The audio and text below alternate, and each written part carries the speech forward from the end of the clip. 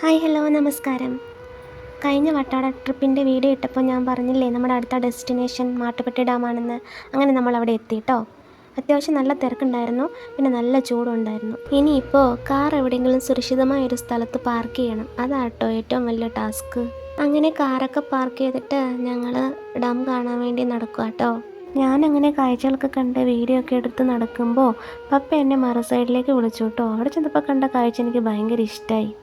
അവിടെ ദേ പൂത്തിരി കത്തണ പോലെ ചാടണ വെള്ളവും വെയിലും ഒക്കെ കൂടി ചേർന്നൊരു മഴവേല തന്നെ ഉണ്ടാക്കിയിട്ടുണ്ട് കേട്ടോ.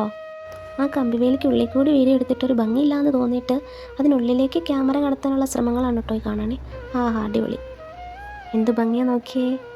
നമ്മളെ ഒരുപാട് പൈസയൊക്കെ മുടക്കി ബോധപൂർവ്വം നിർമ്മിച്ചെടുക്കുന്ന പലതിനെക്കാട്ടിലും എപ്പോഴും ഭംഗി കൂടുതലുള്ളത് പ്രകൃതി ഇങ്ങനെ സ്വന്തമായി ഉണ്ടാക്കിയെടുക്കുന്ന കാര്യങ്ങൾക്കാണല്ലേ.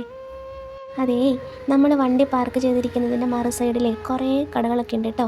നമ്മുടെ സന്തോഷ് ജോർജ് കുളങ്ങര സാറിൻ്റെ ഭാഷയിൽ പറഞ്ഞാൽ കുറേ സുവനീർ കടകളൊക്കെ ഉണ്ട് കേട്ടോ. കുറച്ചധികം സമയം നമ്മൾ അതുവഴി കറങ്ങി നടന്നു കേട്ടോ.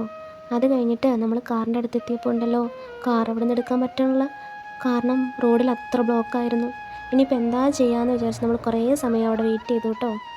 അയ്യോ, അങ്ങനെ നമ്മൾ രക്ഷപ്പെട്ടു ഗൈസ്.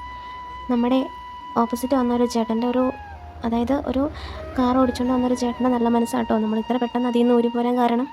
അങ്ങനെ നമ്മുടെ കുറേ സമയം അവിടെ പോയെങ്കിലും നമ്മൾ വീണ്ടും യാത്ര തുടങ്ങിയേ. ഇനി നമ്മൾ പോകാൻ പോകുന്ന സ്ഥലം കുണ്ടള ഡാമാണ് കേട്ടോ. ബാക്കി വിശേഷങ്ങൾ അടുത്ത വീഡിയോയിൽ കാണാമേ. അപ്പോൾ ഇന്നത്തെ വീഡിയോ ഇത്രയേ ഉള്ളൂ. ബൈ.